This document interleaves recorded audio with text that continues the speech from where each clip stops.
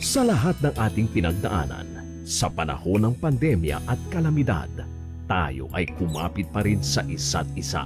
At buong tiwala ninyong ipinakita ang inyong suporta sa serbisyo at paglilingkod namin sa paghahatid ng tamang balita at impormasyon, tulong na galing sa aming puso.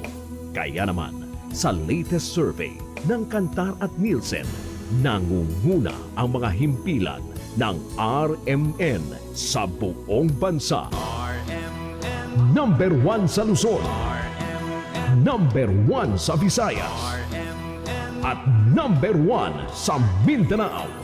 radyo ng buong Pilipinas. Buong karangalan ng mga radyoman ng RMN Networks ang maglilingkod sa inyo. Maraming salamat, RMN. Number 1, number 1. Wala nang iba. Radyo mo nationwide.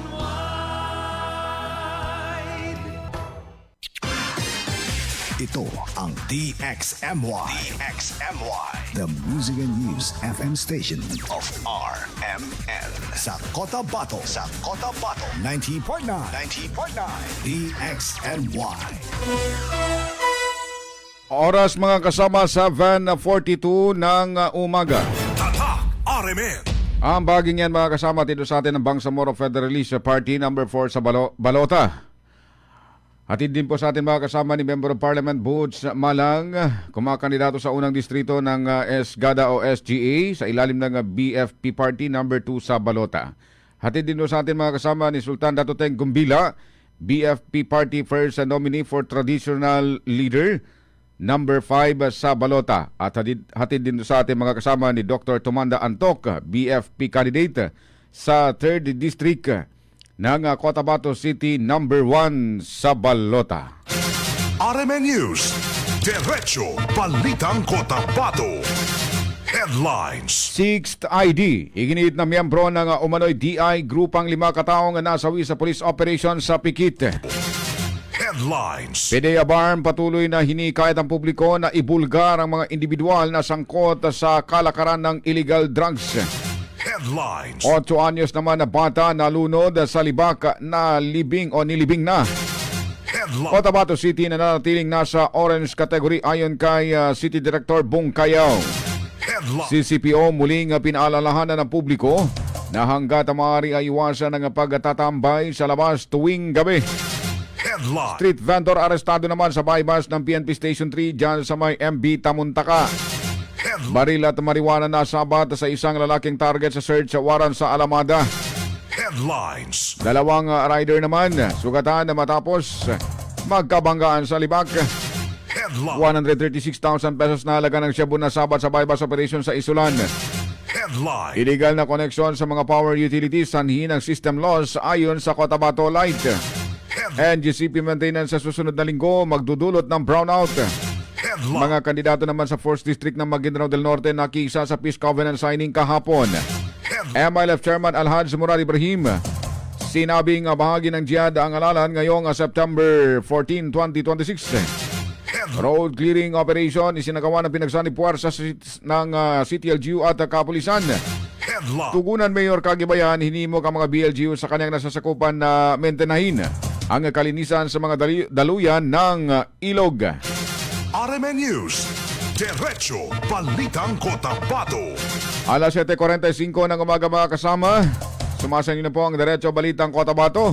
Ngayon pong umaga ng Sabado 8 sa buwan ng Agosto taong 2026. Ako po ang inyong magiging tagapaghatid balita, Rajuman Ebs Abang. RMN News, Diretso Balitang Cotabato. Mga kasamang baging yan, atid sa atin ang United Bangsamoro Justice Party numero 13 sa Balota.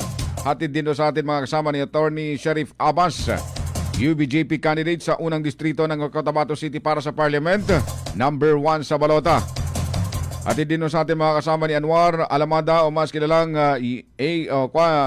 Young Fighter, UBJP candidate sa ikalimang distrito ng Maguindanao del Sur, number 1 sa Balota. At atid sa ating mga kasama ni Attorney Lanang Ali Jr., UBJP candidate 19 nominee, numero 13 sa Balota. RMN News, Diretso Balitang Cotabato. At sa detalye ng mga balita, mga kasama, sa kulungan ng bagsak ng isang lalaking street vendor na sumasideline umano ng pagtutulak ng iligal na droga makarang masakote ng PNP Station 3 Drug Enforcement Team alas 4:20 ng hapon sa bahagi ng Puruga, Baghdad A. Mother Barangay, Tamuntaca, Cotabato City. Kinilala ang suspect na si Alejandro Carino alias Tots, 45 anyos, may asawa, residente ng Upper Bubong sa Barangay Kalangan 2 nitong lungsod. Nakumpiska sa suspect ang isang maliit na plastic sachet na naglalaman ng hininalang shabu na may bigat na 0.1 gram na nagkakalaga ng 680 pesos. Maharap ang suspect sa kasong paglabag sa RA 9165. RMN News. Diretso Balitang Cotabato. Mismo ang kinumpirma ni 6th Infantry Division at Joint Task Force Central spokesperson Lieutenant Colonel Ronald Suscano na miyembro ng Umano'y Dawla Islamia Sun Group. Ang 5 kataong nasawi sa police operation sa barangay Inugog, Pikit, North Cotabato matapos umanong manlaban. Ayon sa 6ID, ipinatutupad ng mga otoridad ang mga warrant of arrest ng mauwi umano sa armadong engkwentro kung saan kabilang sa mga napatay si Marhum Ismail o alias Marhum na itinuturing top 1 most wanted person sa BRMM at tinuugnay rin ng mga otoridad sa ambush incident na naganap sa Sharif Agwak noong March 28, 2026 na ikinasawi naman ng 5 pulis. Kasama rin sa mga nasawi sina Halim Sansawi Usman, aliasan Rasul Tito at Baby Ayunan Kamsa. Wala namang naiulat na nasawi o nasugatan sa hanay ng mga puwersa ng pamahalan. Na ayon pa sa militar, patuloy ang operasyon upang matunto ng isa pang suspect na nakatakas. Joint decisive military operations was conducted ng hapon. Joint elements of 40ID, 601st and 602 Infantry. Meron lang din mga binanggit doon ng mga pangalan. Yes po, kaya nga regular yung exchange of information natin, exchange of meetings natin with our counterparts sa PNP at iba pang law enforcement unit. Then po itong RMN News. Diretso Balitang Cotabato. Ang bahaging yan mga kasama dito sa atin ni Sultan Datoteng Gumbila, BFP Party, First Nominee for Traditional Leaders, number 5 sa balota. Muling nagpaalala sa publiko mga kasama ang Cotabato City Police Office na maging maingat sa paglalakwatsa o pagpunta sa mga liblib na lugar o labas ng tahanan lalo na sa gabi. Ayon kay CCPO Public Information Officer Police Lieutenant Rosel Evangelista, mahalagang manatiling alerto at piliing dumaan o magtungo lamang sa mga maliwanag at matataong lugar upang mabawasan ang panganib na mabiktima ng krimen tulad ng naganap ng pamamarin at pangaagaw ng motorsiklo sa minor de edad sa Kalanganan 2 nitong lungsod alas 7:30 ng gabi. Pinayuhan din niya ang publiko na huwag basta-basta huminto o magparada sa mga liblib na lugar lalo na kung madilim ang paligid habang hinihikayat ang lahat na ipaalam sa kanilang barangay o mga kasama ang kanilang pupuntahan. Alamin muna kung ligtas ang lugar bago bumiyahe at sundin ang mga pangunahing hakbang sa kaligtasan upang maiwasan ang anumang hindi kanais-nais na insidente. During this po natin, gabi na po yung mga kabataan na pumunta doon, 7:30, no? Papadilim na. So iwasan po natin yun. And huwag tayong huminto, lalo na kapag dumadaan tayo sa area, no? Lalo na gabi na. Hindi natin kasi ini-expect na matimingan tayo na nagkataon na nandoon din yung mga masasamang loob. No? RMN News. Diretso Balitang Cotabato. Alas 7:50 ng umaga mga kasama ang bahaging yan at ito sa atin ang Bangsamoro Federalist Party number 4 sa balota. Inihayag ni Cotabato City Police Office Director Police Colonel Jibin Bungkayo na kabilang sa orange category ang lungsod sa kasalukuyang election security assessment para sa halalan sa 2026. Ayon sa kanila, nangangahulugan ito na may umiiral na matinding political rivalry sa pagitan ng mga kandidato at kanilang mga partido. Subalit, nananatiling kontrolado ang sitwasyon at wala pang naitatalang malalang election-related violence. Ipinaliwanag din niya na ang red category ay para sa mga lugar na may mataas na banta ng karahasan habang ang yellow at green naman ay para sa mga lugar na mas mababa ang taas ng atensyon. Sa kabila ng umiiral na political activities tulad ng mga rally at house-to-house campaign, sinabi ng CCPO na wala pang natatalang seryosong banta sa seguridad. Sa pag-umpisa ng ating election period, no, last July 16, ganda po tayo ng simultaneous checkpoint operations at daily checkpoint operations doon sa mga areas na pinaniniwalaan natin na mga crime-prone area or places of convergence. At may nahuli tayong panakaraka at ngayon, so far, complete lang yung nahuli natin. RMN News, Diretso Balitang Cotabato. Alas 7.51 ng umaga mga kasamang baging yan at ito sa atin ni Dr. Tomanda Antok, BFP candidate, tumatakbo sa ikatlong distrito ng Cotabato City para sa Parliament, number 1 sa balota.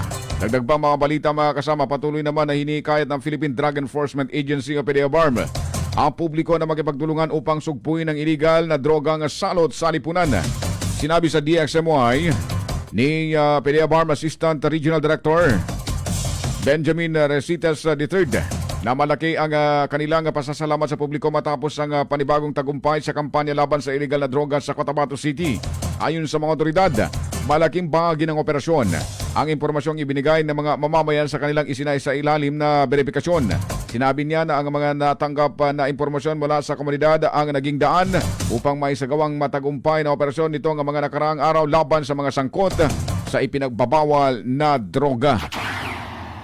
This is another milestone sa laban natin droga dito sa Cotabato City. Sa publiko, sir, papabot kami ng unang-unang lubos na pagpasalamat kasi dito mag-materialize kung wala yung info coming mismo sa public, sir. I-verify lang namin to sa mga holdings din namin. And turns out na ito yung nangyari, nag-positive tayo. In behalf of also of our Regional Director, Edgar Jubay, sir, nagpapasalamat yung PDEABARM sa tulong ng other law enforcement agency na nandito ngayon. Nandito talaga sila sa area at saka yung komunidad na PDEABARM. RMN News, Diretso Balitang Cotabato. Alas 7.53 ng umaga mga kasamang baging yan at ito sa atin ng United Bangsamoro Justice Party o UBJP, number 13 sa balota.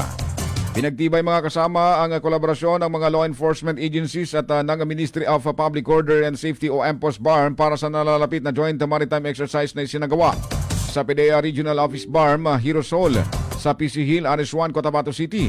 Ang programa ay pinanguna ng MPOS-BARM bilang bahagi ng technical assistance sa ilalim naman ng Bangsamoro Maritime Safety and Security Governance Project o BMSSG. Dinaluan rin ito ng mga tauhan ng PDEABARM na kinatawan ni na Attorney 4 Roman Mayo Palma, Legal Officer, at si Attorney Eugene Daniel Morcilla, Chief Investigator. Layunin ng pagpupulong na tapusin ang plano at operational framework para sa joint maritime exercise kung saan kabilang sa tinalakay ang tasking ng mga ahensya, logistical requirements, communications protocol at safety measures. Ang hakbang na ito ay bahagi ng mas pinigting na kooperasyon para sa kaligtasan at seguridad sa karagatan ng Bangsamoro. RMN News, Diretso Balitang Cotabato. Ang bahaging yan mga kasama dito sa atin ni Attorney Sheriff Abbas, UBJP candidate para sa Parliament. Tumatakbo sa unang distrito ng Cotabato City, number 1 sa balota. Alas 7.54 na ng umaga mga kasama ng ating oras. Magbabalik ko tayo ilan lamang po sa ating mga mahalagang reminders. Tatak RMN. This time check is brought to you by MX3. Dito ako believe.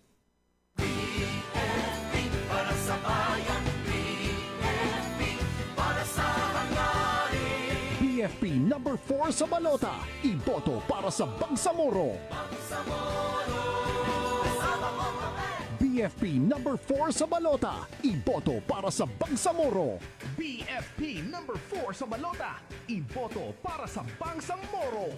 BFP para sa bayan. BFP para sa hangarin. Inklusibo. Bangsamoro. BFP number 4 sa balota. Iboto para sa Bangsamoro. BFP number 4 sa balota. That time check is brought to you by Centrum Silver Advance. May nutrients adjusted for age 50 plus. Tulong para malakas ang resistensya, healthy heart, and sharp memory. The number 1 multivitamins for age 50 plus. Ngayong September 14, panahon na para piliin ang partidong may malasakit, may prinsipyo at tunay na naglilingkod sa bawat Bangsamoro. Piliin ang UBJP. Number 13 sa balota. Para sa Bangsamoro. partidong nagsusulong ng pagkakaisa, katarungan at magandang kinabukasan. UBJP, number 13 sa balota. Radyo mo nationwide. Ang oras o mga kasama, 7:56 ng umaga. Hatid sa atin yan ni Anwar Alamada, aka Young Fighter, UBJP candidate sa ika-5 distrito ng Maguindanao del Sur, number 1 sa balota. RMN News, Diretso Balitang Cotabato. Dagdag pang mga balita mga kasama, iniayag ni Cotabato Light and Power Company spokesperson Doreen Almerante na kabilang sa system loss ang epekto ng mga illegal na koneksyon at iba pang technical losses sa linya ng kuryente, kabilang ang mga pagkaluging na isasama sa kabuang system loss. Gayunman, sinabi ng opisyal na agad nilang pinapatawan ng kaukulang parusa ang mga nahuling nagnanakaw ng kuryente at ang mga nakakolektang multa mula sa mga lumalabag ay binabalik umano para sa kapakinabangan ng mga lehitimong consumer. Dagdag pa ng opisyal, patuloy ang kanilang kampanya laban sa illegal na koneksyon at iba pang paglabag sa linya ng kuryente upang mapawasan ang system loss at mapanatiling maayos at patas ang serbisyo sa lahat ng consumer. Base din po doon po sa ating law, lahat po ng tinatawag nating technical losses or tinatawag yung mga illegal connection, may mga portion po na meron tayong naaano sa systems loss na papasa. At ang kagandahan naman nito, anything na aming nahuhuli or aming na-find na merong nakaw, pinapenalize namin yung mga consumer. Lahat po ng collection doon po sa mga na-penalize namin or mga penalties, sinabalik po namin yan sa consumer.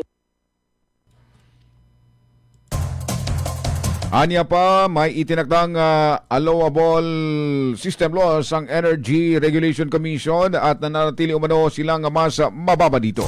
Anya pa, o ayon pa sa kanya, hindi ganap na maiwasan ang technical losses dahil may natural na pagkawala ng konting supply ng kuryente habang ito ay dumadaloy mula sa generation, transmission at distribution hanggang makarating sa mga consumer. Gayunman, sinabi niyang hindi malaki ang problema sa illegal na koneksyon sa kanilang franchise area habang binibigyan diin ang CLPC ay may higpit na sumusunod sa mga patakaran ng ERC at the Department of Energy o DOE. Sa ngayon, sir, yes sir, may mga ano tayo sir, no? Kasi po sir, sa cap na binigay ni ERC sa atin, nasa I think 5.5 na systems loss yung allowable na i-charge sa ating mga consumers. But for the past few years, tayo po ay mababa po. So meaning, hindi po ganun kalaga. RMN News, Diretso Balitang Cotabato. Mga kasama, oras natin 7:59 ng umaga ang bahaging yan mga kasama. Tito sa atin ni Attorney Lanang Ali Jr., UBJP candidate, 19 nominee. At syempre, UBJP, boto sa balota numero 13. RMN News, Diretso Balitang Cotabato. Tuloy-tuloy ang clearing operation ng City Transport and Traffic Management Center sa mga lugar na may illegal vendors at iba pang obstruction sa Cotabato City. Sinabi ni City TMC Chief Muinul na layunin nito ang mapanatiling maluwag at maayos ang mga pampublikong lugar at road right of way. Kabilang sa mga tinututukan ng operasyon ang lugar sa likod ng KCC at ang City Avenue o Sinswat Avenue sa harap nito na ayon pa sa kanya, may mga nakikitang illegal na parking o illegal parking at iba pang bagay na inilalagay sa mga lugar na itinalaga para sa publiko. Kabilang ang mga mayroong no parking signs. Iginit ng City TMC na hindi maaring angkinin o gamitin ng pansarili ang mga pampublikong lugar at road right of way.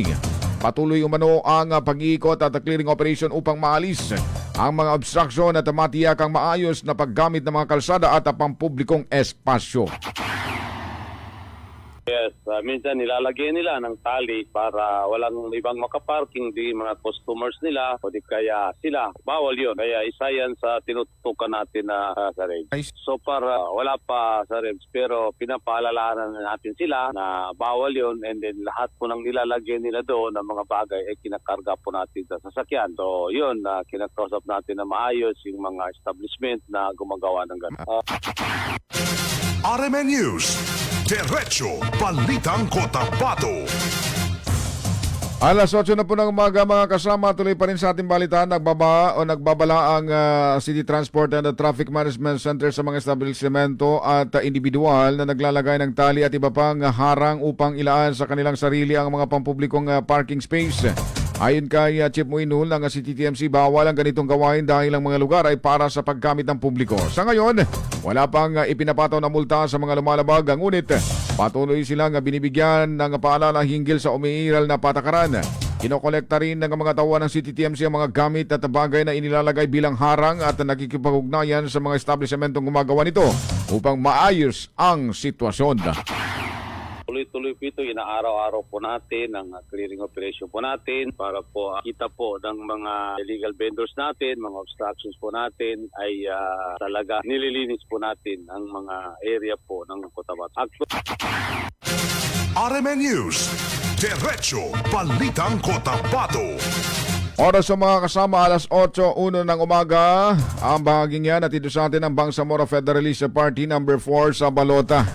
Dagdag pang mga balita, maagang naglabas ng advisory ang Cotabato Light and Power Company kaugnay ng nakatagdang power interruption sa darating na linggo, August 16, dahil sa maintenance work ng National Grid Corporation of the Philippines o NGCP.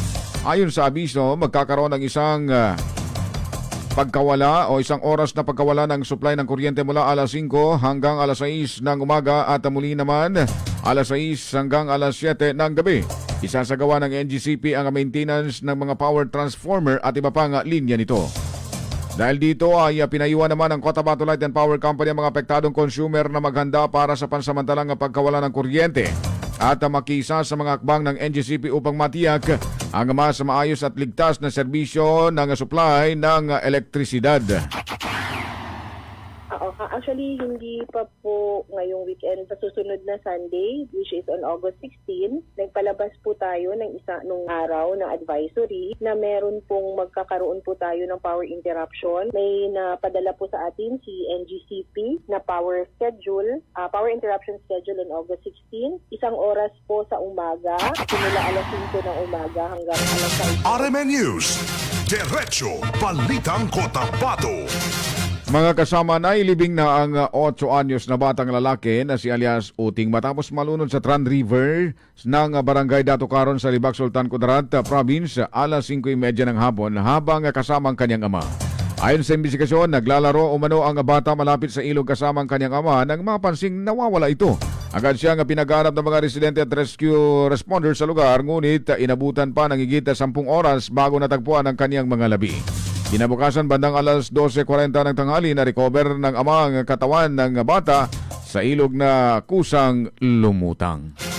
RMN News, Diretso Balitang Cotabato.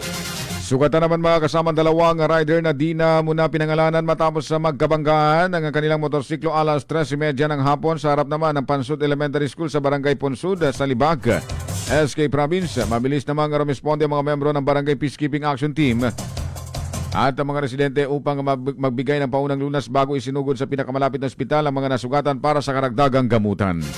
RMN News, Diretso Balitang Cotabato. Alas 8:04 ng umaga mga kasama, arestado ang isang 34 anyos na lalaking si alias Amba sa iskinasang search warrant ng mga otoridad sa Barangay Bao, Alamada, North Cotabato. Nasamsam sa operasyon ng isang Colt caliber .45 pistol na may magasin na 2 bala, kabilang ang isang plastic sachet na may hinihinalang pinatuyong marijuana. Dinala ang mga ebidensya sa Provincial Forensic Unit sa Kidapawan City para sa ballistic at laboratory examination. Iniaanda na naman ng mga pulisya ang kulang kaso laban sa suspect dahil sa paglabag sa Republic Act 10591 o Comprehensive Firearms and Ammunition Regulation Act at Republic Act 9165 o Comprehensive Dangerous Drugs Act of 2002. RMN News, Diretso Balitang Cotabato. Nagsagawa mga kasama ng road clearing operation ng Cotabato City Transport and Traffic Management Center katuwang ang Public Safety Office at kapulisan sa Barangay Rosarels 1, Cotabato City bilang bahagi ng patuloy na kampanya upang mapanatiling ligtas, maayos at maluwag ang mga pampublikong kalsada. Katuwang sa operasyon si Barangay RS1 Chairman April Morales kung saan kabilang sa tinututukan ng pagtanggal ng mga iligal na nakaparadang sasakyan ng mga hindi otorisadong istruktura at iba pang sagabal sa daloy ng trapiko. Nananawagan naman ang barangay sa mga residente, motorista at mga negosyante na makisa sa pagpapanatiling malinis at ligtas na ang mga kalsada sa pamamagitan ng pagsunod sa batas trapiko at pag-iwas sa pag-arang sa mga pampublikong daan at bangketa. RMN News, Diretso Balitang Cotabato. Mga kasama, nagkaisa mga kandidato para sa 4th District ng Maguindanao del Norte sa paglagda sa isang peace covenant sa Precious Cabana Ina Resort sa Barangay Bada, Cadato din Sinsuat bilang paghahanda sa nalalapit na unang BARM parliamentary election. Pinangunahan ang programa ng 5th Marine Rifle Battalion, katuwang ang kapulisan at ni Maguindanao del Norte Provincial Election Supervisor Attorney Muhammad Nabil Mutia at iba pang ahensya ng pamahalaan. Kabilang sa mga dumalo at lumagda sa kasunduan sina Alexander Agustin ng Best Party, dating Congresswoman by Sandra Sema at dating Vice Governor Tong Abbas ng UBGP. Nakisa rin sa aktibidad ang ilang lokal na opisyal ng Dato Udin Sinsuat bilang suporta sa pagsusulong ng mapayapang halalan.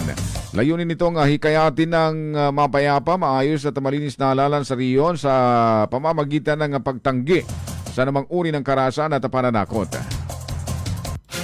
RMN News, Diretso Balitang Cotabato. Oras sa mga kasama, alas 8:07 na po ng umaga. Ang oras na yan natin sa atin ng United Bangsamoro Justice Party, numero 13 sa Balota.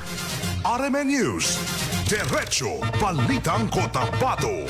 Binigyang diin ni UBJP President at BF Chairman Alhaj Murad Ibrahim na ang pakikibaka o jihad ng Bangsamoro ay hindi anya natatapos at nagpapatuloy sa iba't ibang anyo habang nabubuhay ang mamamayan. Inilahad niya ito sa kanyang mensahe sa Union of Bangsamoro Scholars Jordan Alumni Assembly na ginanap sa Camp Drapanan sa Sultan Kudarat, Maguindanao del Norte. Ayon kay Kagi Ibrahim, malaking naging sakripisyo ng Bangsamoro sa pag-abot ng kasalukuyang kalagayan nito o na anya. Bagamat bahagi ng sistemang demokratiko ng Pilipinas ang Bangsamoro, mahalaga pa rin manatiling nakabatay ang pamumuhay ng mga Muslim sa mga aral ng Islam at sa kanilang pananampalataya. Hinikayat niya ang mga ito na ipagpatuloy ang pagpapalaganap ng kaalaman at ang mga pagpapahalagang nagsisilbing gabay sa susunod na henerasyon ng Bangsamoro. Siguro kami sa karon niya pinapagkarinyan sa Allah Ta'ala ng mga pagunga kaysa kung mga kahanda daw. Karon ba niya saburan niya ating putang na yata nang tanong sa ginawa jihad daw niya na da mapupus continuing niya struggle. Kaya man na continuing struggle na tama na bigyan karon ng pag-struggle ta. Pag niya now may mga ulaman niya now may daw na jihad na pag-struggle. Kaya man na pag-struggle na pamikal. Kaya na kita sa mayan, katawan mo, ame kaya irin na pag-ukitan tanong na maro kung mapasagin na pag-ukitan tanong. RMN News, Diretso Balitang Cotabato. Alas 8:08 na po ng umaga mga kasama, bilang huling balita, inihayag naman itugunan Special Geographic Area Bar Mayor Abdul Bayan Abbas na natapos na ang dredging project ng lokal na pamahalaan sa Tugunan kung kaya't ipinagkakatiwala na niya sa bawat barangay ang responsibilidad sa regular na pagmementina ng mga malinis o paglilinis ng lugar.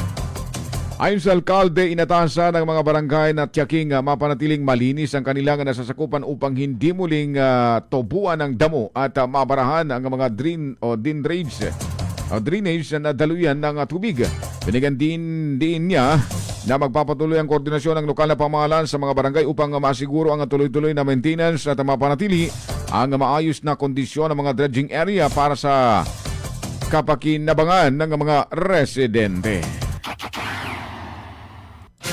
RMN News, Diretso Balitang Cotabato. Ang bahaging ito mga kasama atin sa atin ni Member of Parliament Boots Malang, tumatakbong Parliament sa unang distrito ng Special Geographic Area sa ilalim ng BFP Party number 2 sa Balota.